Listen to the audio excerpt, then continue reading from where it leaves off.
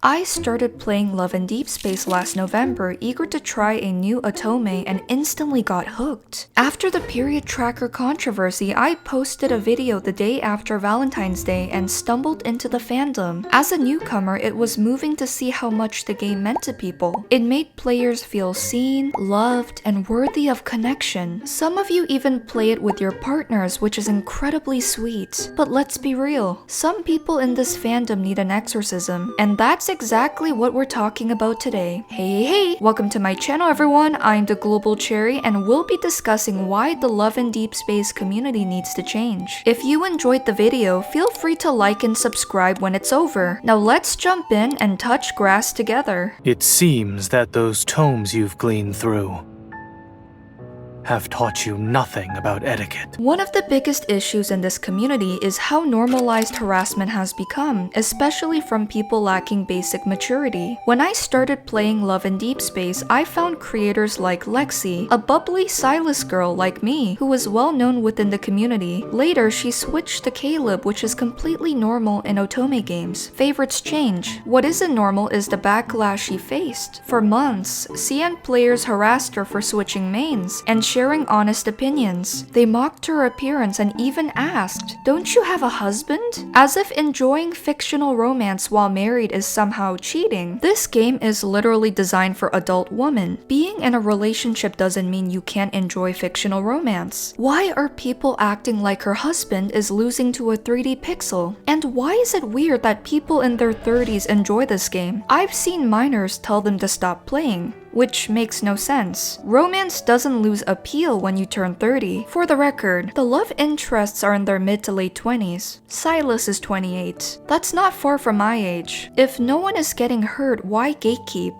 Don't you want your favorite game to grow? Love and Deepspace is rated 18+ in China. No one should feel ashamed for liking it. Lexy shared special event cards on her channel, separate from the main story and often requiring grinding or pulls. Instead of appreciation, she received threats and disturbing comments. It's no surprise she stepped away from making content for this game. A few toxic voices ruined the fun. If she focused on Caleb, she was called disloyal. If she posts about Silas while maining Caleb, she was accused of clout chasing. She couldn't even be honest about cards without backlash. When she said a Silas card didn't appeal to her, people acted like it was a betrayal. Changing preferences should not be treated like a crime. No one should be pressured to like certain characters. At the end of the day, we're all playing the same game. Silas was the reason I started playing Love and Deepspace. I loved his eerie charm, mysterious story, and how peacefully he sleeps. How does someone that hot snore like a vacuum cleaner? If you're done, we can do something else. He's also incredibly forgiving, even after I forgot to log in for a whole month because of work. Why are you hiding in a corner? Still coming up with a greeting or something? Baby, wait, I can explain.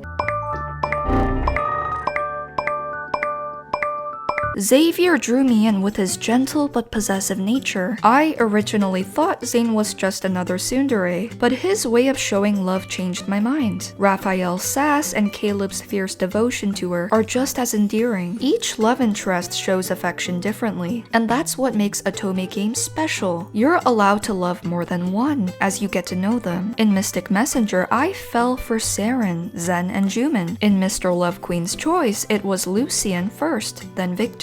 So, why are some people more protective of pixels than respectful to real people? Telling someone to keep Silas's name out of their mouth. What are you, Will Smith? If you don't like a creator, block them and move on. Harassment isn't justified just because you're behind a screen. Most people wouldn't say those things to Lexy or anyone else face to face. Creators, including myself, are here to share joy, not be targets. Having an audience doesn't make someone fair game. A real community supports its members. No fictional man is worth tearing down real people or ruining the game. This behavior is embarrassing. It's giving chronically online. It's giving unemployed energy. We should normalize different opinions and just enjoy the game. And no, sending unalive threats to the merman on his birthday is not the way to do so.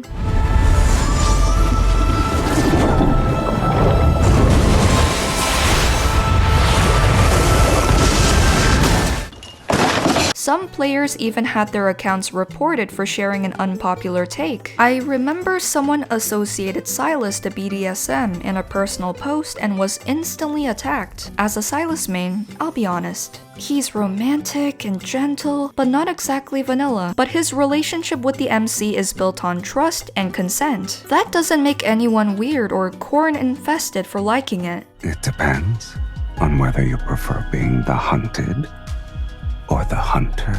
Sir, this is a Wendy's. Even Xavier became a target. In some CN fan circles, people allegedly tried to cancel him and wanted him removed from the game. Some said it was about political sensitivity, and others blamed Rafayel fans, but nothing was confirmed. You don't have to like every character, but you don't need to ruin things for others. Everyone connects with different love interests for their own reasons. That's the beauty of this game. Xavier's story really stood out to me. He always loved the MC, but she doesn't remember him. This makes his devotion to spend every waking moment with her even more meaningful, and I'm excited for his next myth.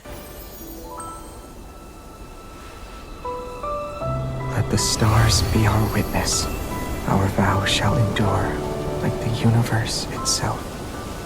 Then came the drama over Tears of Themis, another Otome game, getting a wedding banner. Some fans accused Hoyo of copying Love and Deepspace. I've played both games and I don't see the connection. Was I excited about the lad's wedding banner? Absolutely. Was it a real wedding? No. Did my Delulu brain pretend I married my virtual boyfriend? Of course. On a random note, you know what's sexier than Silas or Caleb in a wedding suit? Watching the ads in my videos all the way through. The wedding cards let you make vows with your love interest and promise forever. That's part of the fun. The Tears of Themis banner fits its story. It's a slow burn romance and was clearly planned ahead. Let fans enjoy their moment. I sure will. Most lads fans keep to themselves, but there's a loud minority that causes trouble. And to that group, I have a question. How are you fighting for your life in this game and still finding time to argue with other fandoms? Combat is half the game. Some of us want to collect cards and flirt with pixels in peace. I love Love and Deepspace, but this community needs a serious lesson in fandom etiquette. And since we're already talking about behavior, there's another issue we need to address: the homophobia. Love and Deepspace focuses on romance, emotional storytelling, and love interests designed for a female audience. But some people use that as an excuse to be hostile towards queer fans. The developer stated early on that BL content isn't allowed in official events, hashtags, or platforms. You can still post it, just not in spaces tied directly to the game. That rule exists because the game is made in China, where LGBTQ content is heavily restricted if it appears too openly in official channels. The game could be flagged or taken down. That part is understandable. The devs are working within their country's limits to keep the game running. What's not okay is using that rule to target queer fans or artists. I've seen it happen even in the comments of my own video. The conversation shifts from this is an Otome game to they should stay out of women's spaces. That's not about rules, that's just hate. Some fans ship the male love interests with each other. Others draw BL fan art and avoid official tags. There are also straight people who self-insert as the MC. All of these are valid ways to enjoy the game. Fandom is about interpretation. You don't have to agree with every ship, whether it's straight or not. But no one deserves harassment for how they engage with a story. Let people play, create, and feel like they belong. No one should be pushed out of a fandom for who they are or how they choose to enjoy it. Lately, I have also seen people trying to uncover the voice actors' identities. I was curious too at first, but now I understand why they stay anonymous. I came across a post accusing Zayne's voice actor of being a well-known actor with allegations. Claims like that can lead to serious harassment towards the actor and towards fans who like Zayne. The man on your screen is not the man behind the voice. If they stay private, it's for a reason. Please respect that. If you are new to the fan base and feel discouraged, please know this behavior comes from a loud minority. They do not represent the whole community. And if you are part of that loud minority, stop it. Get some help. I have said this before, and I will say it again. Let people live, let them enjoy their games. Games are about stories, emotions, and connection. Everyone should feel free to love the characters they connect with, share their thoughts, and feel welcome. We should make this a space where people feel safe, respected, and excited to be here. What do you think of the state of the Love and Deepspace Deepspace fandom. Let me know your thoughts in the comments below. That is all for today. If you enjoyed the video, please leave a like, subscribe to the channel, and share your thoughts. And if you didn't enjoy it and you're furiously searching for my lad's UUID to report me to Infold, good luck, sweetie. Thank you for watching, and that's all.